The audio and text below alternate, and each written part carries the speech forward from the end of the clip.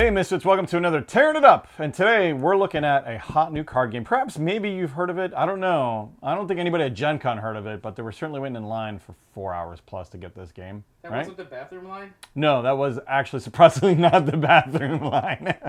Well guys, obviously you know by now, Disney Lorcana, the hot new card game. Of course, I hate saying that because I hate hot new card games usually. However, this looks absolutely awesome. It's by Ravensberger. We got our hands on the starter decks, luckily enough, because they hit them. Like they delivered them to targets around here and stuff like that, but they didn't put them out. Like you had to find them, go to the customer service counter, like it was like a secret code. It was ridiculous. Like we got lucky because we didn't even know you had to go to the counter. They weren't put out. We also found the other one at Barnes & Noble too. Yes. We had to go oh yeah, we had to go to Barnes & Noble. Listen, they're hiding them in all kinds of weird places, so look around. They're still around. We managed to find all the starter decks. So we're going to crack this sucker open and take a look at what's inside. Now, I already know how to play. This game absolutely is a lot of fun, and I'm excited to get into it because I am a Magic player as well. This kind of combines a little bit of Keyforge with Magic, and I like that aspect a lot. This is the Sapphire Steel deck. It comes with Simba and Aurora, okay? And it also comes with a booster pack. So we're going to crack this open and take a look, guys, all right? And we will be playing this, right, Misfit Tom? Yeah, sure. Misfit Tom was less than excited than I was because I was actually kind of excited for this because I want a Stitch deck. I just love Stitch. We're gonna drag him into it. We're just gonna drag him into it. This will tide us over to the Star Wars TCG comes out anyway. You know what I mean? Which is still a ways off. And I am fond of Disney anyway. So, crack this open. Very nice starter box. We have this is obviously a booster pack, which they wouldn't let us buy yesterday. And then here's the seal. Now, that's an interesting way to seal it because they normally with games of this type to prevent stealing, they'll seal them up. These are not sealed like normally. Like yeah. So warning to people buying opened Lorcana. Yeah, be careful. Third-party stuff, I know they can kind of sneak them out. There's a couple third-party suppliers I've heard. Yeah. Let's not get into that so much, though. We're going to see what's in here. For those that play Magic, you're probably familiar with these similar like tokens here. You know, they denote, negative values to creatures and things like that. And then this, I'm not sure actually what this is. I guess we'll find out. But in either case, here you get a nice quick start rules. What kind of game is this? I wonder what kind of game this is, right? Might be a card game. It's a card game. Now, the cards are broken down. They give you a breakdown here. For those that haven't played, obviously this is helpful. Even me, you haven't really played that much, but I've watched enough videos and know about it enough. It gives you the cost, whether it can be used as ink, which is basically your mana for those that play Magic. You flip them over, and that's what you use to bring stuff into play. It's strength and willpower, which is attack and defense, and its abilities and things like that, and what color it is. Now, in these decks, you can only have 2 colors, and there are 6 colors total in the game. This deck here is a Sapphire Steel starter deck. So we're going to go through this. This, I know, is a very large cost build-oriented deck. So basically going to sit back, defend yourself, build up a lot of heavy costed creatures and things like that, and then win the game. This is, this is interesting. This is the deck, discard, your lore counter here, your inkwell, and cards in play. So basically, this is kind of like the right side of your playing field almost. It's like a paper mat. They don't even give you a full paper mat here. I was like, wait a minute. But yeah, you put your deck or discard here, and this is your counter, and then your cards in play, and your ink will go here. So, kind of cute. I always think they should have probably put a whole mat in because it helps teach people, but that's just a minor complaint, I guess. Obviously, you're going to want to buy your own mat. Yeah, the mats are sold separately. Mats are sold separately. But I mean, even as like usually a lot of the paper mats will have like areas to put things. Like basically show you where to put things. It'll have like almost like a teaching mat kind of. That would be kind of nice. Just a playful tip there, Ravensberger. I do like it, but it's like a little like you could do a little better. I almost feel like I'm not even opening all the way, but no, it's open all the way. Anywho's. So this is the starter deck. We have Aurora. She costs 4. She can be used as ink. She's a 2/5.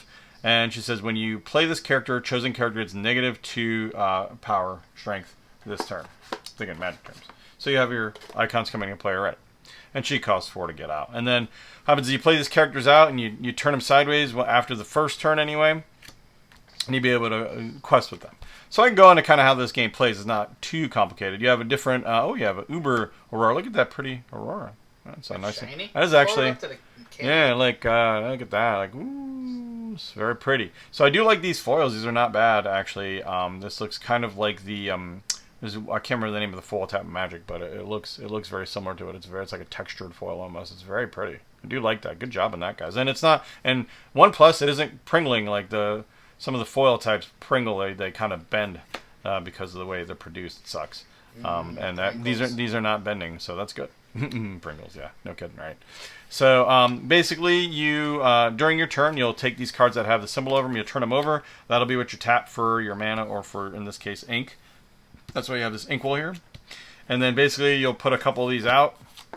And so during your turn, you'll be able to progressively get more and more ink to put out characters that cost more. And then you start putting cards in play. And then what happens is you win by questing to get lore. Lore equals, when you get to 20, you win the game. So once you have characters out after the first turn, because they have summoning sickness, or they call it their ink is drying, is what they call it, you turn them sideways, and that person would quest and get 2 points. So you go up 2 points on your lore chart here. Of course, you got to stop other people from doing that, so that's what the attack and defense comes in here, or their strength and willpower, as they call it. You'll turn them, like if somebody quests here, and somebody else has a card out, they'll be able to attack that card as long as it's turned sideways. And you basically swing for whatever their attack and their defense and their willpower is. So it'll be 4 and 3. Do we get a foil symbol too? Yes, you get a foil symbol as well. People at home? Oh, heck yeah.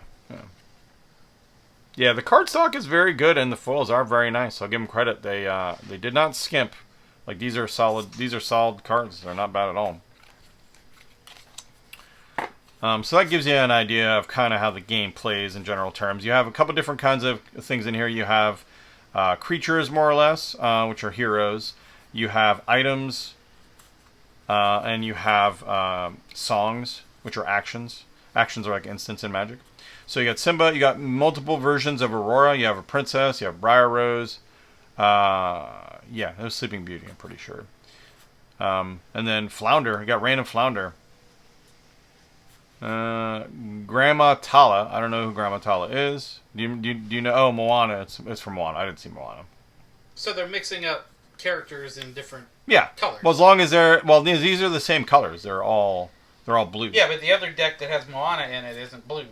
Oh yeah, no. Well, I mean, she might be blue. We'll take a look in our next video. But she's probably a different thing. Doesn't mean like other characters from her movie have to be the same color, So. I know, silly, I don't know.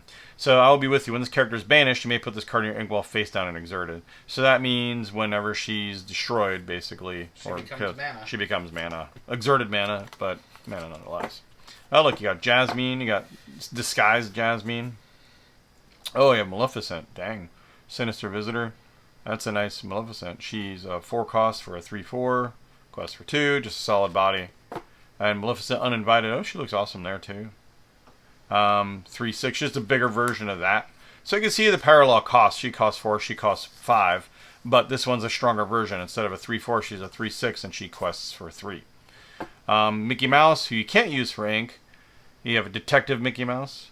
When you play this character, you may put the top card of your deck into your inkwell face down and exerted. So as soon as you play him, you ramp up what's called ramp. Basically, you get more mana because he comes out and immediately dumps a card into your inkwell. That's pretty cool. Then you got Mufasa. Mufasa. Say it again. Mufasa. Okay, I had to do that. I'm sorry. I apologize profusely. I did see The Lion King. I love The Lion King. So you got 4 attack, 6 defense, or 4 will, 6. The heck is, or 6 is the will, 4 is the strength. Scar. When you play this character, chosen opponent character gets -5. Dang. That's brutal. He's a 5/4 as well. He's really tough. Quest for 2, and he's a 6 cost. But dang, that's really impressive card. And then you got your other cards, actions that just do things like this. Is look at 2 cards of your deck, put one into your hand and the other in the bottom of your deck. So they have obviously parallels to Magic, where they have brainstorms and scries and things like that. Well, scries that. Oh, never mind. Scry's a keyword, not a. Anyway. One jump ahead. Character costs 2 or more. So this is a song. So this is one of their unique actions. So the normal actions you just pay for. Like this one, you just pay 1 and it does it. But the songs, you can do it for free. So instead of paying the 2, said a character with cost 2 or more can exert, turn sideways to sing this song for free. So basically, they get to play this action for free. So say I put out Grandma Tala, I could turn her sideways, and basically this gets played for free instead of paying the cost. That's how songs work in this. Basically, it's the character singing the song. And then, like, for example, this would place the top card of your deck into your ink while face down exerted. So it's like a ramp card. It ramps things up for you. So that's very cool. So one jump ahead. Coconut basket. Whenever you play a character... Oh, this is an item. It stays out. Whenever you play a character, you may remove up to 2 damage from chosen characters. So as you play more characters, you heal. That's really cool. This one banishes item. Remove up to 3 damage from chosen characters. So it's a cheap healing card. You'll heal 3 damage from a character. Beast. Ooh, hey, here's the Beast. He's 5. He's a 4/4. When you play him, you may banish chosen item. Oh, so he gets rid of people's items. That's really cool. He's a challenger. When it says +2, while challenging, he gets a +2 to his strength. So he's only a 1/2 for 1, but when he's swinging at another character, he gets a +2, so it becomes a 3/2. Pretty cool. Nice. And that's the other color in the deck that we moved to. Yes. So yeah, this is the steel color. So we went through a lot of the sapphire. It looks like. Yeah, it looks like the deck was one color. Half the deck was, well, yeah, it's actually more than half, I think, is really sapphire. Goons, they're 2/2s. They're solid 2/2s for 1. Hercules, oh, that's cool. Hercules. So this character may enter play exerted. An opposing character challenges one of your characters, must choose one with bodyguard if able. So basically, he protects. Like, if you remember from our Star Wars demo or whatever, he protects other characters. You have to fight him first. And he's a solid 3/3 body. So that's not bad. If you want to protect Aurora or somebody else. Kristoff, he's a 3/3 body for 3. And he quests for 2. Oh, dang, this guy's 8. Oh, Maui, he's a demigod. He's from 1, I think. Yeah. But he costs 8, which is huge, expensive. But he's a freaking 8/8. And he taps for 3 lore. That's crazy. That's a big card. I imagine that takes a while to get out. Prince Eric, he's kind of like the other guy. He gets a buff while challenging other characters. Simba, rightful heir. During your turn, whenever this character banishes another character in a challenge, which means destroys, you gain a lore. So he gives you points destroying other characters. And you get lore every time. And he can either lore or fight somebody else. He can't do both. But it says that when he defeats a character, you get a lore. Yeah, so basically you don't want to have him fighting other characters and taking them out. Although, remember, he has to banish them, so you want him to take them out. So maybe have somebody else do the initial damage and him finish them off, you know what I mean? This was a nice direct damage. This is shock for magic. Fire the cannons, deal 2 damage to chosen character, you pay 1. Grab your sword. This one you can... Oh, this is an expensive one. This is a song. A character will cost 5 or more can play this for free. Deal 2 damage to each opposing character. So, wow, it's doing 2 to everybody. The other guys, nice. It's a board damage card. This one's a ransack, which, ironically, there's a magic. The magic card that does the same effect is actually called ransack as well. I think that's kind of funny. You draw 2 cards. Sue somebody. You draw 2 cards and choose and discard. I'm pretty sure that's ransack, if I'm not mistaken. I could be wrong. Could be. There's a couple of cards that do similar effects in red, but I'm pretty sure one of them was called ransack. Smash. This costs 3 to deal 3 damage to chosen character, which is a lot actually, considering 1 is 2 damage, 3 for 3. Maybe there's a lot of 3 threshold for their characters. And frying pan from Rapunzel. Banishes item chosen character can't challenge during their next turn. So it kind of stuns them where they can't attack anybody else. So this looks like a lot of fun. We're going to crack open this booster pack. I really hope I get a Stitch. Ooh. I'm excited. I want a Stitch. I already know some of the top cards. Because I maybe watch TCG play every now and then. Maybe. But I warn you, this is my luck with opening packs. Maybe you should open these. Hey, Mr. Salty's got to do something today. I mean, that is true. He is chilling. So you have a trading card companion app. Oh, dang, man. I didn't know it was a trading card companion app. There's an app. Oh, we should have stuck in line at Gen Con. Oh, dang it all. So let's see. I actually don't know the what is considered rare or not. Like, do they have they don't have a notation for rarity? I see EN. That's probably English. I don't see anything, and 1 is the chat because it's the first chapter. I don't know if they have a rarity notation. Maybe it's the little symbol on the bottom. Maybe. I'll see. So work together. Choose a character gains support this turn. That's kind of cool. Whenever they quest, they can add their power to another chosen character's. When you're talking about them, you should actually put them like to where they can see it better. Oh, maybe, just maybe. Yeah. Just maybe. So You give a character support this turn whenever they quest. They can add their strength to another chosen character's strength this turn. So that's pretty cool. So they basically, they'll turn sideways, quest for 1, and then like she would add her 2 to another character's power. Nice. That's kind of cool. For 1, that's not bad. So evasive, Pongo, only characters with evasive can challenge this character. So basically, he could keep questing and nobody can touch him unless they get evasive. Ah. Hi, I guess, a boat snack. It says boat snack, it's a bird. This one has support. You never saw Moana, did you? I saw bits of Moana. Yeah. Yeah. He's the crazy chicken. All I know is the rock can't sing. That's all I remember. So this one has support built in, but it's like only a 1/2. Freeze. Oh, this taps all opposing characters. Wow, that's pretty good. Yeah. Stolen Scimitar is an item. / chosen character gets +1 attack this turn. If a character named Aladdin is chosen, he gets +2. So obviously I want to give it to Aladdin. Captain Hook, which you saw on the deck. Befuddle. Oh, whoa, the symbols are changing on me. Maybe these are the commons and this is the uncommons then? Return a character or item with cost 2 or less to the player's hand. Oh, it's a bounce card, like for Magic. Jasper, common crook. Pup. I thought it said something else. Puppy napping. Whenever this character quests, chosen opposing character can't quest during their next turn. Wow. Wait a minute. So how are you supposed to stop that? Because he could quest every turn after his first. Oh, it's a character. Chosen opposing character, not player. So he picks a character and their character can't quest. Okay. That makes more sense now. So Aurora, which we have in the other set. Oh, yeah. Okay, so it's the symbols on the bottom, buddy. So these are the basics, or the commons. These are uncommons, the white. And then these are the rares. So we got Ursula's Shell Necklace. Whenever you play a song, you may pay 1 to draw a card. That's pretty cool. Pay 1 ink, by the way. So whenever you play a song, you pay 1 mana, you get to draw a card. That's actually pretty good. Cruella de Vil. Oh, that is a good card to pull, I think. So we probably got her in the Cruella set. No, I don't know. This is a rare. I don't know. This one here is the thing. Cruella de Vil. See. Oh, okay. Well, maybe. Okay. We'll see. Make me sad over here. Well, maybe having another Cruella would be good. Oh, dude. Oh, that looks pretty cool. Oh, wow. I mean, that might be big. That's a full art foil. Hades, King of Olympus.